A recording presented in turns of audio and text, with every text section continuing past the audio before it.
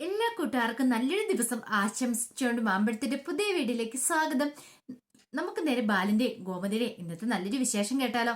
അങ്ങനെ ഇന്നത്തെ വിശേഷത്തില് നന്ദിത രാവിലെ തന്നെ ദേവമംഗലത്തേക്ക് നോക്കി നിൽക്കുവാണ്. ഈ സമയത്താണ് രാജേശ്വരി അങ്ങോട്ട് വരുന്നത്. രാജേശ്വരി വന്നിട്ട് ചോദിച്ചു, അല്ല ഏടത്തെ എന്താ നോക്കി നിൽക്കണമെന്ന് ചോദിക്കേ. ഒന്നുമില്ല, എനിക്കറിയാം മിത്രേനല്ലേ നോക്കണമെന്ന് ചോദിക്കേ. അങ്ങനൊന്നുമില്ല. എന്തിനാ അടുത്ത് എന്നോട് കള്ളം പറയുന്നേ? എന്നോട് കള്ളം പറയേണ്ട കാര്യമൊന്നുമില്ല. അല്ലെങ്കിലും എനിക്കറിയാം ഏടത്തിക്ക് മിത്രനെ എത്ര ഇഷ്ടമായിരുന്നു. പക്ഷെ അതിന് നാലിലൊന്നും ഇഷ്ടം അവൾക്ക് ഏടത്തിയോടുണ്ടായിരുന്നോ? അങ്ങനെ എന്തെങ്കിലും ഉണ്ടായിരുന്നെങ്കിൽ അവൾ ഇങ്ങനത്തെ പരിപാടി ചെയ്യുമായിരുന്നു ചോദിക്കുക. അല്ല അത് പിന്നെ ഞാൻ രാജേശ്വരി ഏടത്തി കൂടുതലൊന്നും പറയണ്ട. എനിക്കും അവളെ ഇഷ്ടമായിരുന്നു. ഞാൻ ജീവൻ തുല്യം അവളെ സ്നേഹിച്ചിരുന്നു. ഒരുപക്ഷെ ഏട്ടത്തി സ്നേഹിക്കുന്നേക്കാളും കൂടുതലായിട്ട് ഞാൻ അവൾക്ക് ചെറിയമ്മ ആയിരുന്നില്ല. ഞാൻ അവൾക്ക് ഒരു കൂട്ടുകാരിയെ പോലെയായിരുന്നു. അവൾ അതുപോലെ തന്നെയായിരുന്നു എന്നോട്. പക്ഷെ ഇത്രയും വലിയൊരു കള്ളത്തരം കാണിച്ച സമയത്ത് അവൾ ഒരു വാക്കെങ്കിലും പറഞ്ഞോ? അവൾക്ക് ഇഷ്ടമുള്ള ആളുടെ കൂടെ പോയി. പക്ഷേങ്കില ഈ സ്വർണവും പണവും വരെ അടിച്ചു മാറ്റിക്കൊണ്ടാ പോയത്. എല്ലാപ്പം മനഃപൂർവ്വം ചെയ്തല്ലേ. ഇത്ര വലിയൊരു ചതി ചെയ്തിട്ട് പോലും അവൾ ഒരു വാക്ക് പറഞ്ഞില്ലല്ലോ. തലേദിവസം ആ സ്വർണവും പടം കൊടുക്കണ സമയത്ത് പോലും അവൾ പറഞ്ഞില്ല താൻ ഇങ്ങനൊരു ചതി ചെയ്യാൻ പോവാന്ന്. അപ്പൊ അത് മനഃപൂർവ്വം അല്ലേ എടുത്തി. എനിക്കതൊന്നും പെട്ടെന്ന് പൊറുക്കാൻ പറ്റില്ല. എല്ലാം ഒന്ന് ആർത്ത് വായിക്കുമ്പം ഇപ്പൊ ആരിനേക്കാളും ഏറ്റവും വലിയ ചതി നമ്മളോട് ചെയ്ത ആരാന്നറിയോ? മിത്രയാണ്. അവൾ പെരും കള്ളിയാന്ന് എനിക്ക് തോന്നുന്ന എടുത്തിന്ന് പറയാം. ഇത് കേട്ടത് നന്ദിത കരയുവാണ്. അപ്പോഴാണ് മുത്തശ്ശി അങ്ങോട്ട് വരുന്നത്. മുത്തശ്ശി വന്നിട്ട് എന്താ എന്താ കാര്യം നോക്കിയേ. ഒന്നുമില്ലെന്ന് പറയാണ്. എനിക്കറിയാം മിത്രമോളെ കുറിച്ചായിരിക്കും സംസാരിച്ചുകൊണ്ടിരിക്കുന്നല്ലേ. എനിക്ക് അവളുടെ കാര്യത്തിൽ ഭയങ്കര സന്തോഷമാണെന്ന് പറയാം. ഇത് കേട്ടൻ രാജേശ്വരി പറഞ്ഞു, അമ്മ എന്തൊക്കെയാ പറയണേന്ന് ചോദിക്കുക. അതെ, എനിക്ക് സന്തോഷം തന്നെയാ. ആരിന്റെ കൂടെയല്ലേ അവൾ ജീവിക്കുന്നേ. അവൾക്ക് ഇഷ്ടമുള്ള പുരുഷന്റെ കൂടെ ജീവിക്കുന്നു. അത് മാത്രമല്ല സന്തോഷമായ ജീവിതം നയിക്കുന്നത്. അതുകൊണ്ട് എന്തുകൊണ്ടും അവർക്കൊരു നല്ല കുടുംബജീവിതമായിരിക്കും ഉണ്ടാകാൻ പോകുന്നത്. എന്റെ പ്രാർത്ഥന ദൈവം കേട്ടെന്ന് പറയാം. കേട്ടപ്പോ രാജേശ്വരി ചോദിച്ചു, അമ്മ എന്താ കളിയാക്കുവാണെന്ന് ചോദിക്കും. കളിയാക്കിയതാണെങ്കിൽ അങ്ങനെ അങ്ങ് കൂട്ടിക്കോ, അല്ലെങ്കിൽ കളിയാക്കിയതാന്ന് തന്നെ വെച്ചോളൂ. പക്ഷെ ഒരു കാര്യമുണ്ട്, എനിക്ക് എന്റെ മിത്രമോളുടെ ജീവനാ വലുത്. കാരണം അവൾക്ക് ഇഷ്ടപ്പെട്ട ആളുടെ കൂടെ, അതും അവിടെ ഗോമതിയുടെ അടുത്ത് അവൾ ജീവിക്കുന്നത്. അവൾക്ക് ഒന്നുകൊണ്ടും ഒരു കുറവോ ഒന്നും ഉണ്ടാകത്തില്ല. ഗോമതി അവളെ പൊന്നു പോലെ നോക്കുന്ന എനിക്ക് നല്ല ഉറപ്പുണ്ട്. ആ ഒരു ധൈര്യത്തിലും സന്തോഷത്തിലും ഞാനെന്ന് പറയാം. അപ്പോഴാണ് ധർമ്മൻ അങ്ങോട്ട് വരുന്നത്. കയ്യിലൊരു കവറുണ്ട്. പതിവ് പടിയാണ് മുത്തശ്ശിക്കുള്ളത്. അങ്ങനെ മുത്തശ്ശിയെ കൊണ്ടേ കൊടുത്തിട്ട് പറഞ്ഞു, എന്നാ അമ്മയുടെ പതിവ് പടിയെന്ന് പറയണം. എടാ അവിടെ എന്താടാ ഇന്നലെ എന്തോ സംഭവം നടന്നു പറഞ്ഞ്, എന്തായിരുന്നു അവിടെ വിശേഷം ചോദിക്കാം. അതോ അതിനെക്കുറിച്ചൊന്നും പറയാതിരിക്കുന്ന അമ്മ പേരെന്ന് പറയാം. എന്താ നീ ഇങ്ങോട്ട് വാടാന്ന് പറഞ്ഞ് അകത്തേക്ക് ഇങ്ങോട്ട് കൂട്ടിക്കൊണ്ട് പോവാ. ഈ സമയം നന്ദിത രാജേശ്വരും കൂടെ അങ്ങോട്ട് എല്ലുവാണ്. അല്ല എന്താടാ മോനെ കാര്യം? അതെ, ആനന്ദിന്റെ ഒരു വിവാഹാലോചന വന്നാ. അങ്ങനെ പെണ്ണുവീട് കാണാനൊക്കെ പോയതുവാ. പക്ഷെ അവിടെ ചെന്ന് കഴിഞ്ഞപ്പോ പെണ്ണിന്റെ അച്ഛൻ്റെ ഒരു ഫോൺ കോൾ വന്നു. അതോടുകൂടി കാര്യങ്ങളൊക്കെ തകിടം പറഞ്ഞു. പിന്നെ അവർക്ക് ഈ ബന്ധം വേണ്ടെന്ന് ആകെപ്പാടെ തകർന്ന മനസ്സോടുകൂടിയാ അവരെല്ലാവരും ഇരിക്കുന്നത്. ഇത് കേട്ടപ്പോൾ മുത്തശ്ശി പറഞ്ഞു, എന്നാലും ഇങ്ങനെയുള്ള ആൾക്കാരൊക്കെ ഉണ്ടോ ഈ ലോകത്ത്? ഉണ്ടമ്മേ, ഈ നാട്ടിൽ ഇങ്ങനത്തെ ആൾക്കാരൊക്കെ ഉണ്ട്. കല്യാണം മുടക്കാൻ വേണ്ടി മാത്രം കച്ചി കെട്ടി ഇറങ്ങിയിരിക്കുന്നവരെ. പെട്ടെന്ന് രാജേശ്വരി പറഞ്ഞു, അതിനിപ്പോ നാട്ടുകാരെ കുറ്റം പറഞ്ഞിട്ട് കാര്യമില്ല. അവരുടെ കയ്യിലിരിപ്പ് അതല്ലേ. ഇളയ മോൻ കാണിച്ചെന്താ? ദമിത്രനെ കല്യാണം കഴിച്ചുകൊണ്ട് പോയിട്ട് വീട്ടിലെ സ്വർണം കൂടെ അടിച്ചു മാറ്റിക്കൊണ്ട് പോയില്ലേ. സ്വർണം അടിച്ചു മാറ്റിയിട്ട് അവൻ എന്താ ചെയ്തേ? മിക്കവാറും ആർക്കെങ്കിലും മറച്ചു വെക്കുകയോ എന്തെങ്കിലും ചെയ്ത് കാണും. എന്നിട്ട് അതിനെക്കുറിച്ച് ചോദിച്ചു കഴിഞ്ഞപ്പോ അവന് വല്ല മറുപടി ഉണ്ടോന്ന് ചോദിക്കുക. ഇത് കേട്ടപ്പോൾ ധർമ്മം പറഞ്ഞു, ആവശ്യമില്ലാത്ത കാര്യത്തെക്കുറിച്ചൊക്കെ ചേച്ചി ഇങ്ങനെ ആലോചിച്ച് തല ഉണ്ടാക്കണ്ട കേട്ടോ എന്ന് പറയാം. പക്ഷേങ്കിൽ മിത്രമോൾക്ക് അവിടെ നല്ല സുഖം അമ്മേ. ആണോടാ? ആണോ? നല്ല സുഖമാണോ നിൽക്കുക? അതെയോന്നോ? കോമതി ചേച്ചി പൊന്നു പോലെ നോക്കുന്നത്. ആദ്യമൊക്കെ ആ ദിവസം ബാലേട്ടന് ഒരു ബുദ്ധിമുട്ടൊക്കെ ഉണ്ടായിരുന്നു. പിന്നീട് അവളെ നല്ല കാര്യമായിട്ട് തന്നെ നോക്കുന്നത്.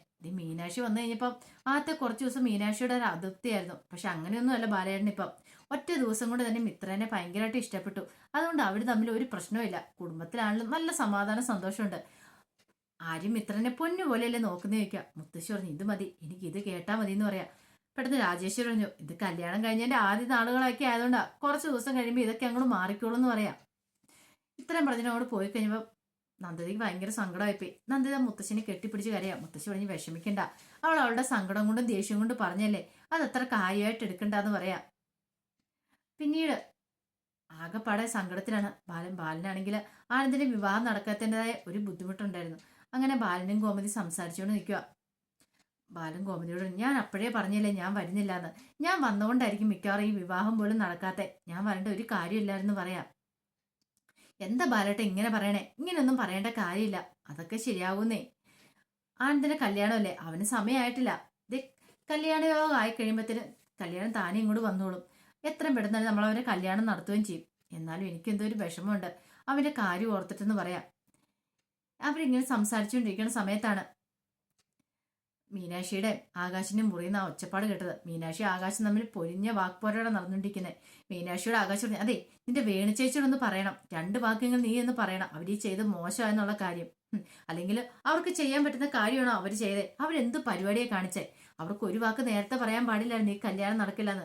എല്ലാവരും വിളിച്ചു വരുത്തി അപമാനിക്കുകയല്ലേ ചെയ്തേ. അതുകൊണ്ട് ഇനി അവരുമായിട്ട് യാതൊരു കൂട്ടിനോ കമ്പനിക്ക് പോകണ്ടെന്ന് പറയും. പെട്ടെന്ന് മീനാക്ഷി പറഞ്ഞു, ആകാശേ വെറുതെ അനാവശ്യമായ കാര്യങ്ങൾ ഇടപെടണ്ട. അതെ ഞാൻ സംസാരിക്കണം വേണ്ടെന്ന് ഞാനാ തീരുമാനിക്കുന്നത്, അല്ലാതെ ആകാശല്ല. ഞാൻ അവിടെ ചെന്നുകഴിയുമ്പോൾ ഞാൻ ചിലപ്പോൾ സംസാരിച്ചിരിക്കും. എന്റെ സുപ്പീരിയർ ഓഫീസറാ, അതിന് ആകാശ് വെറുതെ ഓരോ പ്രശ്നങ്ങൾ ഉണ്ടാക്കിക്കൊണ്ട് വരണ്ടെന്ന് പറയാം. ഓഹോ, അപ്പൊ ഞാൻ പറഞ്ഞാൽ നിനക്ക് കേൾക്കാൻ പറ്റില്ലല്ലേ എന്ന് ചോദിക്കുക. അതിനിപ്പം വീണേച്ച് ഇവിടെ എന്ത് തെറ്റ് ചെയ്തേ? ഓ, അപ്പൊ തെറ്റ് ചെയ്ത ആരാ? ഞങ്ങളാണോ എന്ന് ചോദിക്കുക. അതെ എന്റെ ആനന്ദേന്റെ വിഷമം കണ്ട് എനിക്ക് സഹിക്കാൻ പറ്റുന്നില്ലെന്ന് പറയാം. ഓഹോ, അപ്പൊ ആനന്ദേന്റെ വിഷമം കണ്ടു കഴിയുമ്പം ആകാശന് സങ്കടം ഉണ്ടല്ലേ? അതുപോലെ തന്നെ സങ്കടം എനിക്കും ഉണ്ട്. ഞാൻ ആരാ ആനന്ദേന്റെ? ആരുമല്ലേന്ന് ചോദിക്കുക.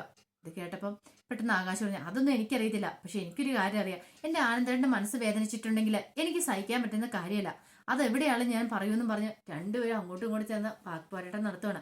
പെട്ടെന്ന് ഗോമതിയോട് ബാലൻ പറഞ്ഞതേ ആകാശിന്റെ മീനാക്ഷി ഒച്ചപ്പാടിലെ കേൾക്കുന്നത് ബാലെന്ന് പറഞ്ഞുകൊണ്ട് മുറി തുറന്നങ്ങ് പുറത്തിറങ്ങുവാണ്. അങ്ങനെ അവരുടെ മുറിയുടെ കഥയെ പോയി മുട്ടുവാണ്.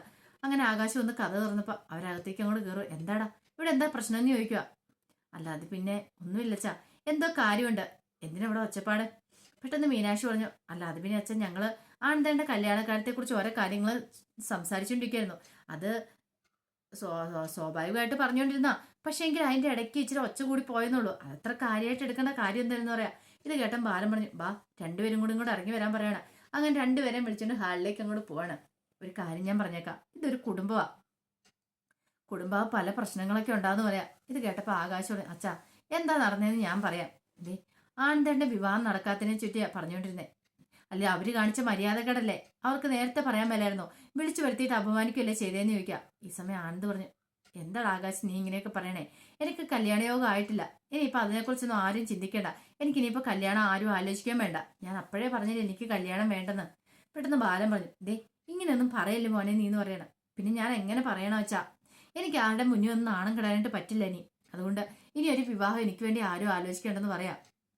മീനാക്ഷി പറഞ്ഞു, ഞാൻ പറഞ്ഞതിൽ എന്തെങ്കിലും തെറ്റുണ്ടോ അച്ഛാ? ഞാൻ എന്ത് തെറ്റിയെന്നാ പറഞ്ഞേ?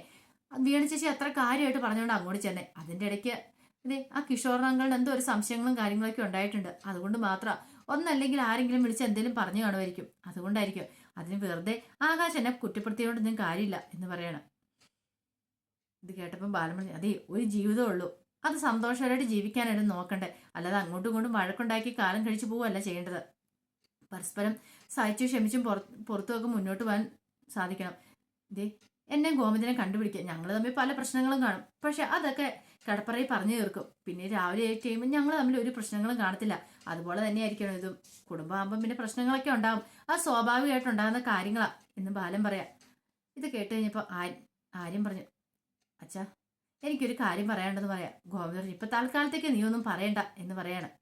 പിന്നീട് എല്ലാവരും അങ്ങോട്ട് പോയി കഴിയുമ്പോൾ ആൻ്റെ അടുത്തേക്ക് വന്നിട്ട് മിത്ര പറഞ്ഞു, ഞാൻ കാരണമായിരിക്കില്ലേ, ഞാനും കൂടെ ഇതിന് ഉത്തരവാദിയല്ലേന്ന് ചോദിക്കും. അതെ നീയും കൂടെ കാരണമാ, നീയാണല്ലോ ഈ പ്രശ്നത്തിനെല്ലാം തുടക്കം പറയണം. ഓ അങ്ങനെയാണല്ലേ, ഒരു കാര്യം ചെയ്യാം, ഞാൻ എല്ലാ സത്യങ്ങളും പോയി അച്ഛനോട് തുറന്നു പറയാന്ന് പറയാം. ആ ചെന്ന് കയറി കൊടുക്ക്, എന്നിട്ട് വേണം ഇനി ഇപ്പൊ അടുത്ത പ്രശ്നങ്ങളൊക്കെ ഉണ്ടാകാനായിട്ട്. നിനക്ക് തലയ്ക്കകത്ത് വല്ല ആൾതാമസം ഉണ്ടോ? പറഞ്ഞിട്ട് കാര്യമില്ല, എന്നെ പറഞ്ഞാൽ മതി എന്ന് പറയാ. അതെ ഒരു കാര്യം ഇനിയെങ്കിലും ആരും ചെയ്യണം. ഇപ്പൊ തന്നെയാണ് ഈ കുടുംബത്തിൽ ഇഷ്ടംപോലെ പ്രശ്നങ്ങളുണ്ട്. അതിനിടയ്ക്ക് നമ്മൾ നമ്മുടേതായ കുറച്ച് കാര്യങ്ങളൊക്കെ ശ്രദ്ധിക്കാനുണ്ട്. വീട്ടു ചെലവിന്റെ കാര്യത്തിലാണെങ്കിലും ആരും കുറച്ചുകൂടെ ശ്രദ്ധിക്കണം. കുറച്ച് പൈസയൊക്കെ വീട്ടിലേക്ക് കൊടുക്കണം എന്ന് പറയാം. ഇത് കേട്ടത് ആര്യം പറഞ്ഞു, പഠിച്ചുകൊണ്ടിരിക്കുന്ന ഞാൻ ഇവിടുന്ന് പൈസ എടുത്തിട്ട് കൊടുക്കാനാ? അതേ ആര്യം തീരുമാനിക്കണം. ഇപ്പോഴാണെങ്കിലും എന്തെങ്കിലും ഒരു ചെറിയ ജോലി കണ്ടുപിടിച്ച് വീട്ടുകാരെ സഹായിക്കാൻ നോക്കണം. പണ്ടത്തെ പോലെയൊന്നും അല്ല എന്ന് പറയണം. ഓ അപ്പൊ അങ്ങനെയാണല്ലേ, ഇപ്പൊ ഞാൻ നിന്നെ കല്യാണം കഴിച്ചുകൊണ്ടായിരിക്കുമല്ലേ എന്ന് ചോദിക്കാം. ഇത് കേട്ടതും മിത്ര പറഞ്ഞു, അങ്ങനെയെങ്കിൽ അങ്ങനെ എന്ത് വെള്ളം വിചാരിക്കാം. പിന്നെ ആനന്ദേന്റെ കാര്യം, ആനന്ദേണ്ട എന്റെയും കൂടെ ചേട്ടനാണ്. അപ്പൊ ആനന്ദേന്റെ കാര്യം ഞാനൊരു തീരുമാനം എടുക്കും. ഈ താലി എന്റെ കഴുത്തിൽ കിടക്കുന്നിടത്തോളം കാലം എനിക്ക് ആ തീരുമാനം എടുക്കാനുള്ള അവകാശമുണ്ട്. ആരിനി പറയായിരിക്കും എനിക്ക് എന്താ അവകാശം എന്ന്. പക്ഷെ ആരും പറഞ്ഞാലും ഇല്ലേലും എന്റെ കഴുത്തിൽ ഈ താലി ഉണ്ടല്ലോ, അപ്പൊ എനിക്ക് ആരിന്റെ കാര്യത്തിൽ മാത്രമല്ല ഈ കുടുംബത്തിലെല്ലാവരുടെയും കാര്യത്തിൽ ഉത്തരവാദിത്വം ഉണ്ടെന്ന് പറഞ്ഞുകൊണ്ട് അങ്ങോട്ട് പോവാണ്. ആരിനിങ്ങനെ ഒരു നിമിഷം ഇങ്ങനെ ആലോചിച്ചു മിത്രയെ കുറിച്ച്. പിന്നീട് ഗോമതിയും ബാലന് സംസാരിച്ചുകൊണ്ടിരിക്കുവായിരുന്നു. അപ്പൊ അവർ ആനന്ദിനെ കുറിച്ച് സംസാരിച്ചുകൊണ്ടിരിക്കുക. എത്രയും പെട്ടെന്ന് തന്നെ കല്യാണം നടത്തണമെന്നായിരുന്നു ബാലിന്റെ തീരുമാനം. ഈ സമയം ഗോമതി പറഞ്ഞു, ബാലേട്ടൻ വന്ന് കിടക്കാൻ നോക്ക്, ഇപ്പൊ തന്നെ സമയം കുറെ ആയില്ലേന്ന് ചോദിക്കുക. എനിക്ക് കിടന്നിട്ട് ഉറക്കം വരണ്ടേ, അതുകൊണ്ടാണ് ഞാൻ കിടക്കാത്തേന്ന് പറയാ. പിന്നീട് സംസാരിക്കുന്ന ഇടയിലേക്ക് ആനന്ദ് അങ്ങോട്ട് കയറി വരുവാണ്. ആനന്ദ് വന്നിട്ട് പറഞ്ഞു, അച്ഛാ എനിക്ക് വേണ്ടി അച്ഛനെയും വിവാഹം ഒന്നും ആലോചിക്കണമെന്ന് പറയണം. ആന്താടെ മോനെ നീ അങ്ങനെ പറഞ്ഞേ, എന്റെ വിവാഹം നടക്കാൻ പോകുന്ന കാര്യം എനിക്കറിയാം. ഞാനിങ്ങനെ ഇവിടെ ധർമ്മമാമനെ പോലെ ഇവിടെ നിന്നോളാം, ആർക്കും ഒരു ശല്യത്തിന് വരത്തില്ല, അതുകൊണ്ട് ആ കാര്യത്തിൽ പേടിക്കേണ്ടെന്ന് പറയാം. എടാ മോനെ നീ ഇങ്ങനെയൊന്നും പറയല്ലേ, എന്തിനാ ഇങ്ങനെയൊക്കെ പറയുന്നേ, ഇങ്ങനെ സംസാരിക്കേണ്ട കാര്യമില്ല. നീ മര്യാദയ്ക്ക് ഇരിക്കുക, നിന്റെ കാര്യങ്ങൾ ഞങ്ങൾ നോക്കിയോളാം, അതിനല്ലേ അച്ഛനും അമ്മയും ഇരിക്കണേന്ന് ചോദിക്കുക. പിന്നീട് ആനന്ദിനെ പറഞ്ഞ് സമാധാനിപ്പിച്ച് അങ്ങോട്ട് വിടുവാണ്. ബാലൻ പറഞ്ഞ ആകെയുള്ള പ്രതീക്ഷ മീനാക്ഷി ആകാശ് തമ്മിൽ കല്യാണം കഴിഞ്ഞാലും വലിയ വഴക്കുകളും കാര്യങ്ങളൊന്നും ഇല്ല, അങ്ങനെ മുന്നോട്ട് പോയിരുന്നു. ഇപ്പാണ്ടെ അതിന് ഒരു തീരുമാനമായി. അതിന്റെ ഇടയ്ക്കിലേക്കാണ് ആനന്ദിന് പ്രശ്നം കൂടെ വന്നിരിക്കുന്നത്. മീനാക്ഷി നല്ല കാര്യപ്രാപ്തിയുള്ള പെൺകുട്ടിയാ, നമ്മൾ ഉദ്ദേശിച്ച പോലെയൊന്നും അല്ലെന്ന് പറയണേ. ഗോമതി പറഞ്ഞു, അതെനിക്ക് നന്നായിട്ടറിയാം, പക്ഷെ പറഞ്ഞിട്ട് കാര്യമില്ലല്ലോ, എന്ത് ചെയ്യാനെന്ന് ചോദിക്കുക. പിന്നീട് മീനാക്ഷി ആ പട സമുദ്രറ്റ് മുറിയിലിരിക്കുകയാണ്. അപ്പോഴേ ആകാശം വന്നിട്ട് പറഞ്ഞു, ഞാൻ പറഞ്ഞല്ലോ മീനു, നീ എത്രയും പെട്ടെന്ന് അവരോട് പോയി കാര്യങ്ങളൊക്കെ സംസാരിക്കണം, അവരെന്തിനാ ഇങ്ങനത്തെ പരിപാടി ചെയ്തതെന്ന്. ഇത് കേട്ടതും മീനാക്ഷി പറഞ്ഞു, ഒരു കാര്യം ഞാൻ പറഞ്ഞ ആകാശേ, നിന്നോട് പലവട്ടം ഞാൻ പറഞ്ഞു ഈ കാര്യം പറഞ്ഞുകൊണ്ടിരിക്കും വന്നേക്കരുതെന്ന്. അതെ എനിക്ക് പറയാൻ പറ്റില്ല, അത്ര നിർബന്ധമാണെങ്കിൽ ആകാശ് എന്നെ ചെന്ന് വീണ ചേച്ചിയോട് പറഞ്ഞേക്ക്. ഓഹോ അപ്പം ഞാൻ ചെന്ന് പറയണം, ഞാൻ അവരുടെ കാല് പിടിക്കണം അല്ലേന്ന് ചോദിക്കും. എന്തിനാ കാല് പിടിക്കണേ, ആകാശിനെ പറയാനുള്ള കാര്യങ്ങൾ ആകാശിനെ സംസാരിച്ച എന്താ കുഴപ്പം, എന്നോട് പറയേണ്ട വല്ല കാര്യമുണ്ടെന്ന് ചോദിക്കും. ശബ്ദം താഴ്ത്തിയാണ് രണ്ടുപേരും സംസാരിക്കുന്നത്. ഇനി അച്ഛൻ വന്ന് കഥകെ മുട്ടാനായിട്ട് ഇടയാവരുത്. പിന്നീട് മീനാക്ഷി ഒരു കാര്യം ഞാൻ പറഞ്ഞേക്കാം, ഇനി ഈ പ്രശ്നം പറഞ്ഞുകൊണ്ട് എൻ്റെ അടുത്തേക്ക് വരില്ലെന്ന് പറഞ്ഞുകൊണ്ട് ദേഷ്യപ്പെട്ട് അങ്ങോട്ട് പോവാണ്. നേരെ അടുക്കളയിലേക്ക് വന്നു. ദേഷ്യം വന്നപ്പോൾ എന്തെങ്കിലും കഴിക്കുവാണെങ്കിൽ ദേഷ്യത്തിന് ശമനം ഉണ്ടാവും. അങ്ങനെ അടുത്ത് അവിടെയൊക്കെ നോക്കിയപ്പോൾ ഒന്നും കഴിക്കാൻ കിട്ടിയില്ല. അപ്പോഴാണ് ബിസ്ക്കറ്റ് പാക്കറ്റ് ഇരിക്കുന്നുണ്ട്. 2 ബിസ്ക്കറ്റൊക്കെ എടുത്ത് കഴിക്കുവാണ്. ബിസ്ക്കറ്റെങ്കിൽ ബിസ്ക്കറ്റ്, എനിക്ക് എൻ്റെതായ വ്യക്തിത്വമുണ്ട്, അത് ആകാശിനോട് പറഞ്ഞിട്ട് കാര്യമില്ല. ആകാശ് എല്ലാം എന്നെ അടിച്ചേൽപ്പിക്കാൻ ശ്രമിക്കുക. അങ്ങനെ അടിച്ചേൽപ്പിച്ചിട്ടുണ്ടെങ്കിൽ അതൊക്കെ കൊണ്ടുകൊണ്ട് നിൽക്കാനുള്ള പെണ്ണല്ല ഞാൻ, എനിക്കെന്റെ സ്വഭാവം നന്നായിട്ടറിയാം. അങ്ങനെയൊക്കെ പറഞ്ഞുകൊണ്ടിരിക്കുന്ന സമയത്ത് ഗോമതി ഇങ്ങോട്ട് വരികയാണ്. എന്താ മോളെ നീ എന്താ ഇങ്ങനെ ഓരോന്ന് പറഞ്ഞുകൊണ്ടിരിക്കുന്നത്, നിനക്ക് എന്ത് പറ്റിയെന്ന് ചോദിക്കുക. ഈ സമയത്ത് മീനാക്ഷി തന്റെ കയ്യിൽ നിന്നൊരു ബിസ്ക്കറ്റ് എടുത്ത് ഗോമതിയുടെ ഇലയ്ക്ക് കൊടുത്തിട്ട്, ഇന്നമ്മേ കഴിക്കാൻ പറയാണ്. ഈ ബിസ്ക്കറ്റ് തിരിച്ചും മറിച്ച് നോക്കി ഗോമതി ഇങ്ങനെ നിൽക്കുവാണ്, ഇവൾക്ക് എന്ത് പറ്റിയെന്നുള്ള രീതിയിൽ. അപ്പൊ അതിന്റെ വിശേഷങ്ങളൊക്കെ എന്ന് കണ്ടത്. ഇതിന്റെ ബാക്കി വിശേഷങ്ങളുമായിട്ട് വൈകുന്നേരത്തെ പ്രമോയി വരാട്ടോ. ഒരിക്കൽ കൂടി എല്ലാവർക്കും നല്ലൊരു ദിവസം ആശംസിച്ചു നിർത്തുന്നു. നന്ദി.